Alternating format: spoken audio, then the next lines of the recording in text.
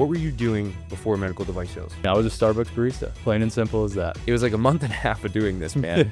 And you broke in, right? You got your first offer for a multi-billion-dollar company, right? How did that feel? It felt so surreal at the time. Can you talk about some of the challenges that you had originally when you were trying to get into the world of medical device sales? I was really spinning my wheels quite a lot on the networking front. I knew it's something I had to do, but I didn't quite know how to do it. And that was the biggest obstacle for me. The first time you went through the interview process with Smith & Nephew, you did it, which is like, dude, that in and of itself is impressive. You went through the interview one time and capitalized on it. How did you do that? I wanted to ask questions where the interviewer had to think harder than I had to think during the interview. You're an associate now for a multi-billion-dollar company, which means in the next year, right? Like you hustle, you could ascend into a senior level position. Going from an associate to a territory manager, you know, what does that do for you in the next like few years? I mean, life-changing. Simplest way to put it. I've never been stable financially, especially coming out of college. I've never been stable financially. Being able to keep pursuing that entrepreneurial spirit and growing my business. For anybody else, right? If you were to talk to somebody who's like, hey, I'm considering, you know, getting into med device sales, what's your advice to somebody like that? You can do it. I mean, it doesn't matter where you're at. I mean, it's a relationship game. You can do it wherever you're at. As long as you want to build relationships and you have that ability, it doesn't matter where you are. You just do it. All right, guys, welcome back to the Break Into Medical Device Sales YouTube channel and podcast. I'm Vince, and I'm sitting down with Phil, who's just gone from being a Starbucks barista to landing his first medical device sales role at a multi-billion-dollar company in a month and a half. Phil, how does it feel, man? Feels so surreal. It happened way faster than I was expecting, and I'm beyond grateful and excited for this opportunity. Likewise, man. So I'm ready to dive into this in detail with you to figure out how you broke in, you know, what that journey was like, you know, what challenges you faced along the way, and ultimately what helped you to land this position. So guys, if you're new here, this podcast is purely dedicated towards helping you land your first high-paying medical device sales role, regardless of your level of experience. So Phil, let's go back, man. What were you doing before medical device sales? I mean, I was a Starbucks barista, plain and simple as that. Moved to a brand new area in the country, to Nashville from Colorado, and moved there with the hopes of breaking in. And in the midst of all that, I needed to get my bills paid. So we rolled into Starbucks and we were a barista for a little over half a year. So you moved to Nashville, new environment, new place. You're like, I'm just going to take the first job I can get. Yep. And now what were you doing before Starbucks? Before Starbucks, I was working in another sales role. I was working in merchant services, providing credit card processing to small business owners. So restaurant owners, bar owners, et cetera, things like that. Got it. And you were doing that for a little bit out of college. I mean, you haven't been out of college very long, right? I graduated in 2023. So I was in various different sales roles coming out of college. So everywhere from solar sales, I was that insurance guy that was calling up people, and then worked in the merchant services, and then decided to pack up my life and move halfway across the country. Got it. I mean, hey, listen, you know, you got out of college, you explored a few different sales opportunities. It sounds like none of them were really long-standing. I think you were there for a few months at each one, you know, which is like a common, I think, concern for a lot of people. It's like, hey, like I've only been in jobs for a short period of time. Does that ruin my odds of getting a good career? So we'll dive into this a little bit more, but like you moved to Nashville, you work at a Starbucks to pay the bills, right? So ultimately, why did you now want to pursue medical device sales? Why did this career like reach out to you as something that aligns with your long-term path? Well, if we go back to my college days, as my sophomore year, I realized I didn't want to be a doctor anymore. I was majoring in neuroscience. I was honestly in a little bit of a crisis. I didn't know what path I wanted to go down. I knew I wanted to still be in the medical device field. I wanted to help people and improve people's lives, but I couldn't imagine going through 4 to 6 more years of school in order to do that. So I sat down with my advisor, and he connected me with a few medical device reps as well as some pharmaceutical reps. And hearing their stories and the lives that they live and how much they love what they do, I fell in love with it. And I was getting the same response over and over again of go out and get medical device, or not medical device, go out and get sales experience. So that's exactly what I did out of college. Like I said, I was in those various different sales roles, and I didn't want to be in another sales role other than medical device sales. I didn't want to have a plan B. I knew that is exactly where I wanted to be, and I didn't want to have anything else weighing me down but to pursue that goal. Like, why was it that when you talked to the medical device reps and the pharmaceutical reps when you were younger, why were you like, that's exactly where I want to be? They just had this excitement to them. They were excited about what they did. They loved it. They spoke so highly of it. They said, you know, that alongside with the pay, which is obviously a big positive, but they get this unique opportunity opportunity where they get to help people from a different point of view, and not as much as the traditional path as so many people see is going to nursing school or medical school, but they have this entrepreneurial spirit to them where they get to pursue it in their own fashion. And I've always had that drive to be entrepreneurial, and it really resonated with me. On this YouTube channel, on this podcast, man, every single time I sit down with somebody that's in the world of medical device, like, it's one thing for me to preach about it. It's another thing for like 10 out of 10 people to always say the same things. Yeah. And this is an entrepreneurial job with the stability of a W-2. I get up each day. I conduct my own relationships. I build my own business. I decide where I'm going to be. Yeah. I have uncapped income potential. This is one of the only vehicles that offers me the opportunity to make $200,000, $300,000, $400,000 a year. I'm actually making an impact on people's lives, and I get to see the direct result of what I'm doing. Yeah. And walk and seeing patients' lives improve as a result of what I'm selling. So it's like there's just so few career paths on the planet that offer all that. Very little. Very few, man. And like you, I mean, I consider it's, software sales and other B2B tech sales and things like that. And just none of them had the blend of the entrepreneurial side, the income potential, and the impact all together. And that's not even including just the career runway, like being able to get into leadership, being able to pivot to thousands of companies, like in a heartbeat, right? So yeah, you saw that and you're like, this is where I want to be. I want to be like an entrepreneur, Yeah, it was the only sales role that I've ever heard about, aside from, the ones that I was in, but it made me excited. Gave me something to really look forward to. It in itself made me excited. And unlike any other sales roles that I ever heard about. I have that interview with Mike on my channel, who's, he's in his 50s. He's like 52, has 3 kids. And he's like, I jump out of bed each day. You know what I mean? It's one thing to hear that from like a 25-year-old. It's another thing for like somebody that far in their career. So now you want to get in med device, right? And you even got a few sales roles, try and like tee yourself up, right? What companies or products or divisions of med device did you think that you wanted to pursue? Did you have any idea of like where you wanted to go in the medical device? Now, I really like the idea of capital sales. I really wanted to pursue that. Alongside it, I thought disposables was my number 2. Also made me super excited to pursue something in that. And honestly, completely flipped on its head when I got to experience the OR and be a part of the trauma side of things. It was very exciting. And from something that I thought trauma or OR sales was going to be, that 3 spot for me, it jumped at first really, really fast. Funny how things change. You would never know until you got on the other side and saw the difference between capital and disposable sales. But you know what? Most people don't even know the difference between them, right? Like when pursuing med device, which is that's one of the reasons why I'm so gung-ho about like learn the industry, understand what you're pursuing, because then you can target it that much more passionately, right? Exactly. So I met you about a month and a half ago, right? And at that time, you were like, Vince, I've been trying to get med device. I'm struggling a little bit. So can you talk about some of the challenges that you had originally when you were trying to get into the world of medical device sales? The biggest challenge that I faced was the networking. I knew that I had to network. And I think there's a big difference between networking correctly and incorrectly. And I didn't know which I was doing. I was really spinning my wheel quite a lot on the networking front. I knew it's something I had to do, but I didn't quite know how to do it. And that was the biggest obstacle for me. What were you doing that was ineffective in networking? At the end of the day, it's a numbers game. And I was not hitting my numbers. I didn't know even what the numbers were supposed to be.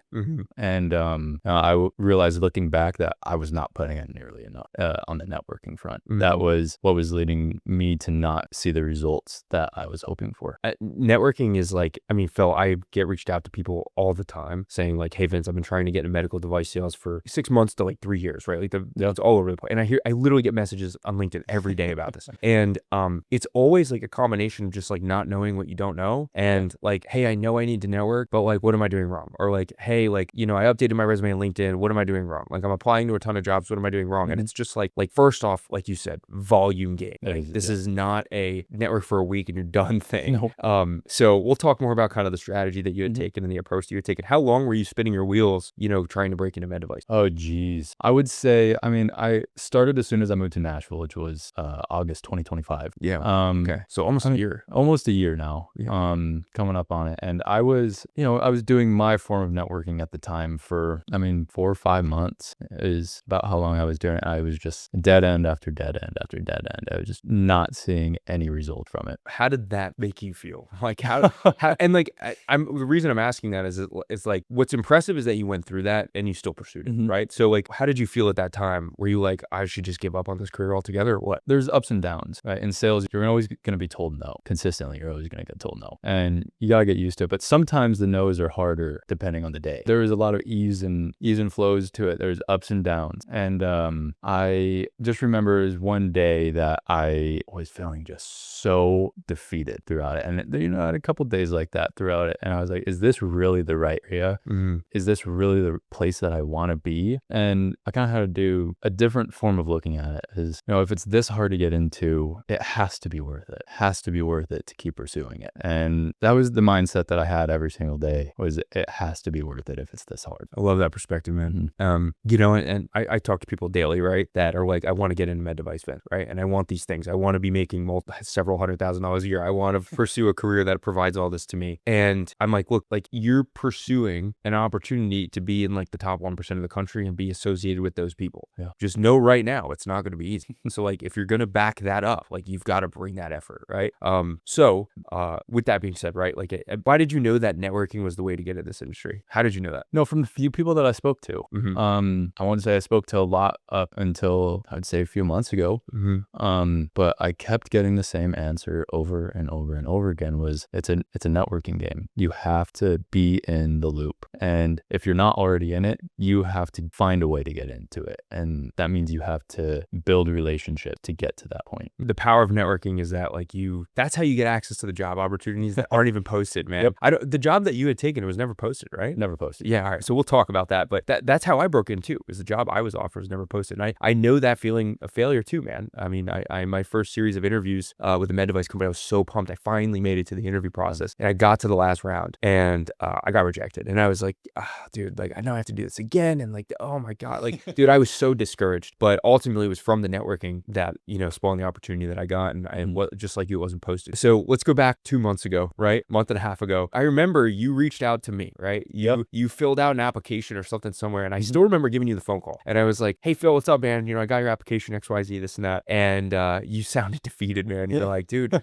I don't know what I'm doing wrong. Like, I remember you saying that. You're like, I am getting conversations with reps, but I am not getting invited to interviews. And I just don't know like what I'm doing wrong here. So like, how did you find me and like Med Device Sales Academy? Yeah. So it's funny because this is a full circle moment, because I found you through your podcast. I was feeling really defeated one day. I was feeling so down. It was just a hard day. And I just wanted to keep persisting and keep working on breaking in. And I thought, there has to be more information out there. And so I turned to where there's endless information, and that's podcasts. You're always going to find something. And yours is the first one that popped up. That's funny. On my Spotify. Because I am so small. But yeah, it was the first one that popped up. And I still remember vividly, I was on my way to Target to go pick up a few things. And I was listening, and just the level of advice that you were just giving alone on that podcast. I didn't really know if it was right for me to reach out or not, but I was feeling so defeated. Like I said, my wheels just kept spinning. I was like, I have to be doing something wrong. I have to. And I remember submitting the application, reaching out to you through the podcast in the Target parking lot. I was like, I respect you for being an immediate action taker, but yeah. I was like, I have to. I need to know what's going on here. What am I doing that's not working in my favor? Were you getting interviews before? Like, did you ever get any interviews before? God, zero. Okay. I got 0 interviews before. It was funny enough. I was playing the game of just applying. I was just applying to any open job that was out there. And it was so funny because you called me the next day. And I was at Starbucks and back at work. Yep, I was back at work. I was up at 3 a.m. again, opening up the Starbucks. And I remember you called me, and it was an unfamiliar number. I was like, there it is. I got an interview. I was like, I didn't know that. I was like, yep, there's a phone screening. Cool. Like, nice. And then, no, it's just a guru. Yeah, and it was you giving me a call, which wasn't a bad thing. No, clearly it's not a bad thing. But it wasn't the exact call I was hoping for, but it was a call that set in motion something that I never could have expected. That's cool. I didn't know that. I didn't know I called you on shift. But so you and I sync up. I know it was an intimidating conversation. You made the jump, right? Yeah. We started working together. How did your strategy to break into medical device sales change from that point on? Like, what did you do differently that ultimately led to now an opportunity in a month and a half? Well, investing in something like this, I made myself very accountable. I was holding myself accountable to this. And I knew that if I wanted this to work, I had to go as hard as possible. There was no more, excuse my language, but half-assing it. I could not half-ass it anymore. I had to go and put in as much effort as I possibly could into this process. And that was the main change that I made, was putting in as much effort as I had humanly possible. I respect that, man. I flipped the switch. You said I put my cards on the table. I need to play the game. No plan B now. Yeah. There's no other plan. This is it. What did your networking strategy then like shift to? Like now you were like, okay, I'm going all in at this point, right? So what was new? What was different? It was something that you said. You said to treat it as if you have a quota. You kind of gave some ballpark numbers, and I said, that's exactly what I'm going to do. I'm going to treat this like a quota. The amount of people that I reach out to, I'm going to hit that every single day. The amount of responses that I get, I'm going to annotate and see, where am I messing up? Why am I not getting enough responses? How am I getting more responses, and how can I replicate that? And not just that, but build a compounding effect, is doing it day in, day out, as much time as I could dedicate to it. And that's really when the results started to show. Did you use that stupid tracker? I mean, oh yeah. Yep. I use that tracker. Guys, I built this tracker. I remember staying up till like 2 a.m. doing this. I built you guys this tracker where specifically in the networking process of Med Device, I forced Phil and everyone else to literally document how many people they're reaching out to and all this other stuff. But anyway, so I'm glad you used that. Yep. And it's a perspective shift. Results are in the numbers, right? It's like, it's really in the numbers. And I think also, did you change how you approach these conversations at all as well? Like, the way that you networked with people and the way that you reached out to people, did you change your approach on that at all to make it more effective or more responsive, et cetera? Yeah, 100%. So you gave a brief outline of what to send. It was a skeleton. And looking back on what I was doing before, was I was sending out completely personalized messages to each person I was reaching out to. Which is smart. Which is very smart. But that also took a lot of time. I was spending 20 to 30 minutes on a single message to someone. And I took some of that skeleton that you gave me and I tailored it, to sound more so like myself. And then also tailored it to each rep. Perfect. That I reached out to. Perfect. And so I could personalize it to them, because everyone wants to feel like, they're valued, not just another person reaching out, but they want to see that you took time on them to know a little bit about them before reaching out. Excellent. I mean, to a T, man, that is like exactly the effective strategy. Now, here's the other thing I want to ask you about, which I haven't even had the opportunity to talk to you about before. It is one thing to now in a month's time land several opportunities, because you were actually interviewing for multiple companies. Yes, which is like crazy. Like you went from having no interviews to having multiple interviews. Yeah. But literally the first time you went through the interview process with Smith and Nephew, you did it, which is like, dude, that in and of itself is impressive. Like I get two types of messages from people, Phil, which is I've been trying for months networking, it's not getting anywhere, or the opposite, which is I'm getting interviews and I bomb all of them, right? Like every time they're like, I make it to the final round and I don't get it. You went through the interview one time and capitalized on it. How did you do that? I wanted to ask questions where the interviewer had to think harder than I had to think during the interview. Excellent. Doing research on my region, what is happening? What's the forecast for the region? Is there going to be a population boom? How is that going to affect the industry? Making questions that they don't hear every day, but shows that you put a lot of thought behind each of those questions and you genuinely want to know their point of view. And it shows a few things when you do that. It shows that you yourself aren't just looking at this as short term. You want to know the expert, they're the expert, what their point of view and how the industry is going to look in 3, 4, 5 years time in this area. They're the expert. You want to know what they think about that. And it shows that you have initiative to do research as well, to really see how different things affect the industry and that you want to know how you can perform to capitalize on that. Anyone listening, like that's really tremendous advice. During the interview process, Phil, especially in medical device sales, they want to peer inside of your mind. They want to see, does he have an analytical business brain? And by you asking questions about how other external factors play into the business and the sales side of things, demonstrates you, like you stand out so much more against other people. Because I've seen this a million times. It's like people get into the interviews and they're like, I'm coachable, I'm hungry, I'm enthusiastic. And they're like, yeah, so is the last 5 people I just talked to. But it's another thing to say, I understand the business. I understand the sales process. I understand the stakeholders involved. I understand the dynamic of influence of these accounts. I remember talking to you about this while you were, because we like consulted throughout the interview process too. And I remember you were talking to these reps and you were understanding from them just like the nature of the dynamic of the territory that they're in. And that is like for you to take that information and leverage it throughout the interview process. Like I can just imagine that did wonders for you probably. I mean, you were asking good questions. You were genuinely curious. And you also said, I understand the business. Exactly. Dude, I mean, excellent. I mean, textbook to a T. It's one thing to learn this stuff and like ask for help. It's another thing to execute on it like beautifully. So like, I really commend you for that. Thank you. So it was like a month and a half of doing this, man. And you broke in, right? Mhm. You got your first offer for a multi-billion-dollar company, Yeah. right? How did that feel? It felt so surreal at the time. Throughout the interview process, I mean, it wasn't the most normal interview process, as you know. Yeah. But there was this thought in the back of my head, like, I got this. I have this. I did it before I even got the offer, which, counting my chickens before they hatch, of course, is what I was doing there. But there was a sense of calmness that I had, that I felt like I had this in the bag. And when I finally got the offer, it was a very surreal moment of like a weight was lifted off my shoulder. Like, I have not only just achieved my goals, the effort that I put in, the hours and hours and hours that I put in has amounted to this moment. And it was just absolutely incredible. You were so composed. It's kind of funny.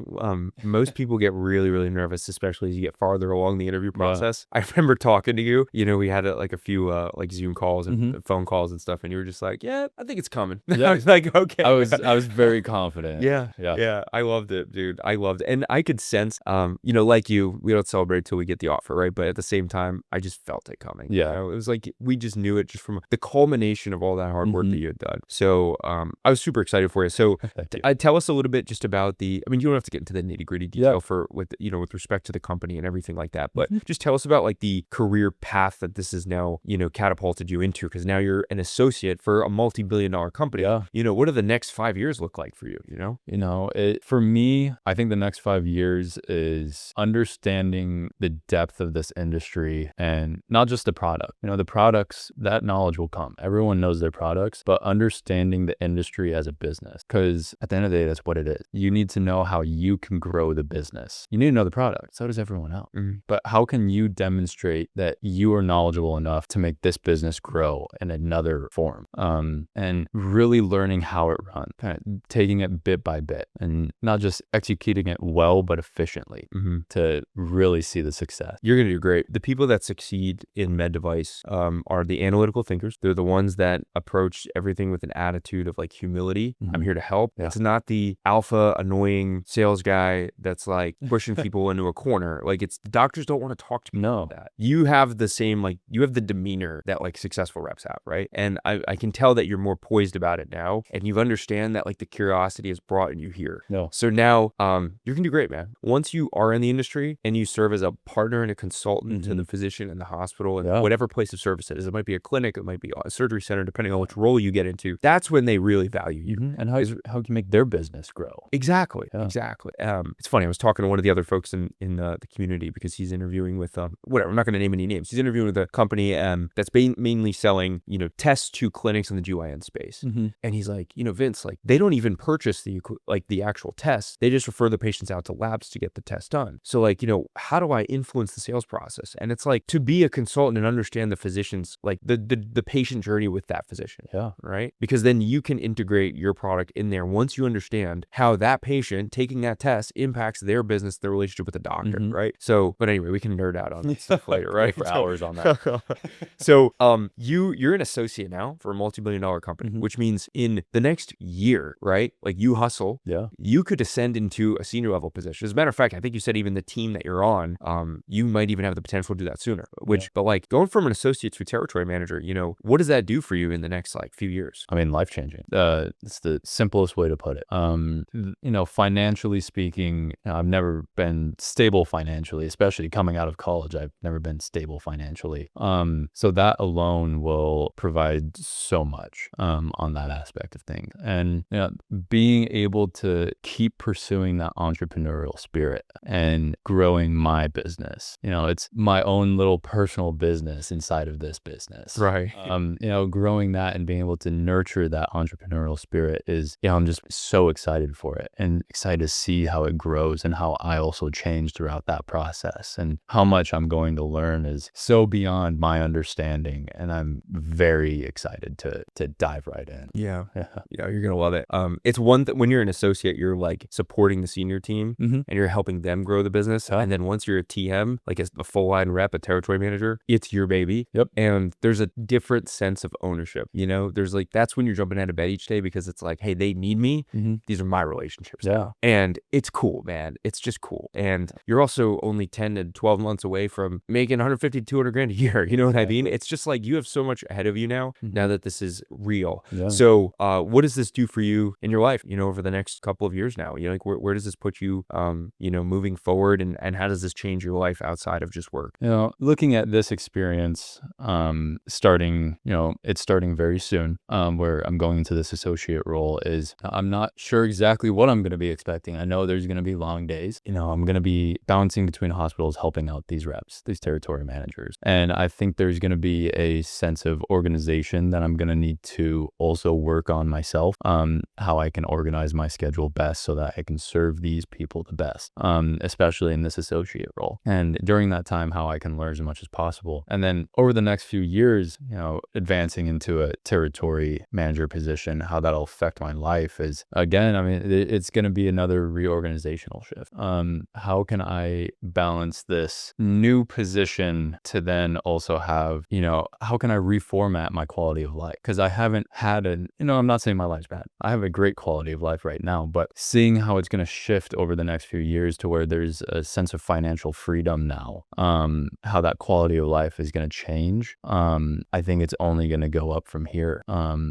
Being able to travel and see the world and these goals that I've been having for years, and be able to financially be able to do it now, and get to just see how I can pursue my other passions, my other hobbies in my life, and how I can pursue different ones now too, because Pulling incredible espressos. Yeah, pulling incredible espresso shots at home. Like updating my equipment, getting more fancy stuff for it, right? For sure. I think it's just going to add a sense of quality into my life that I can't even fathom. Since you brought this up, you just reminded me of something. When I pivoted from the world of medical devices into the world of entrepreneurship, like financially, I put myself back up against the wall mode, right? Transparently. And I just realized, I didn't realize it at the time, but when I was in med device, I worried about nothing. Yeah. It was I could spontaneously make a purchasing decision without thinking twice, Yeah. So I'm excited for you to now be in that world. Right now, every purchase is thought on my mind. I do think twice about the things that I purchase, and not saying that I'm going to be free and willy-nilly with purchasing once, that sense of freedom does come, but to not have to worry about it as much. Yeah. Mm-hmm. Yeah. We'll go back to that real estate conversation Exactly, later. Yeah. right? We'll get you on track for real estate investing now too. Maybe we'll pivot, Med Device Sales Academy into Real Estate Investing Academy in the back end or something. But feed right into it. Yeah.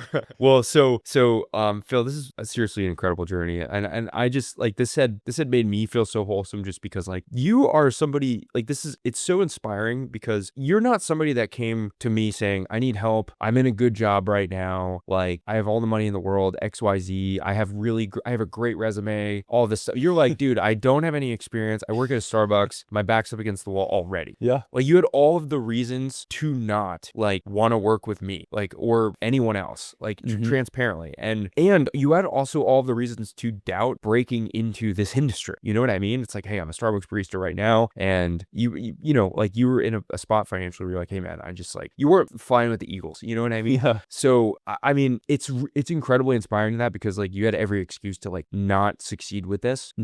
Anybody else, I think, would have taken the situation that they're in and be I can't do it. Can't do it. I'll do it 5 years from now, right? So I just really want to highlight the boldness, the tenacity, and the ownership, man. You really deserve it. And I just I cannot wait to talk to you a year from now and you're just on cloud nine. You know what I mean? I can't wait to hear it, dude. I really can't. So final note, for anybody else, right? If you were to talk to somebody who's hey, I'm considering, getting into med device sales, I know it's an uphill battle. Okay. Yeah. And I'm considering getting help. I'm considering maybe working with Vince or somebody else, right? What's your advice to somebody like that? Be fully committed. At the end of the day, it's not a magic hammer. And today's society wants that. So many people just want someone to do it for them. And, take initiative. If you're going to get help, take it and multiply it. Work really hard. Everything that they're saying, take it to heart and work as hard as you possibly can. And it's okay to ask for help too. My biggest struggle is asking for help, and it's totally okay to get it, and just don't waste it away. I love that, man. I love that. It's I put my cards on the table. This means that I now have the right to put in the work. You know what I mean? And I mean, hell, if you want to do it in a month and a half, like Phil did, you better put in the work. It is possible. So hours. you beat my 90-day projection. Okay. That was my goal. gold too. I wanted to beat it. Yeah, dude, you blew me away. You really, really did. And you're an inspiration for everybody in this community as well. Because I mean, how many times have I told everyone, look at Phil, like you have no excuse, right? You can do it. I Yeah. mean, it doesn't matter where you're at. I mean, it's a relationship game. Yeah. You can do it wherever you're at. As long as you want to build relationships and you have that ability, doesn't matter where you are. You can do it. You're the man. So Phil, listen, I'm very excited for you and your journey moving forward here. Thank you. Honestly, this has been incredibly valuable to anybody listening to this for free and getting a peer inside of the mind and strategy of somebody who did this in record time. So I'm really happy for you, man. I'm really proud for you. And, I can't wait to see the next steps of your journey. So thank you, my friend, for coming out here and flying out to Scottsdale to talk about your journey breaking into med device. Thank you for having me. Thank you for believing in me too. I really do. Of course, man. I saw it. All right, guys, you heard it from Phil. Thanks so much for tuning in, and we'll see you next time on Break Into Medical Device Sales. Man, what a transformation. Phil broke into medical device sales at a multi-billion-dollar company in just 6 weeks from being a Starbucks barista. Phil, thanks so much. You're such an inspiration, and your story will help dozens of people break into medical device sales just from the mindset advice that you've given in this episode. So guys, I hope you enjoyed this. So if you're looking to break into medical device sales the same way that Phil broke in, go ahead and click the link in the description to apply to join Med Device Sales Academy. This is our one-on-one coaching and consulting program where we audit you through every single phase of the process, from building out your personal brand to networking to interviewing effectively so you landed on the first try just like Phil did. So if you guys are interested in joining Med Device Sales Academy, just go ahead and click the link in the description, fill out a brief application, and then schedule a call with the team. Otherwise, if you're just looking for some free information, this podcast, this YouTube channel, it's the best place to be. Guys, we'll see you next time on Break Into Medical Device Sales.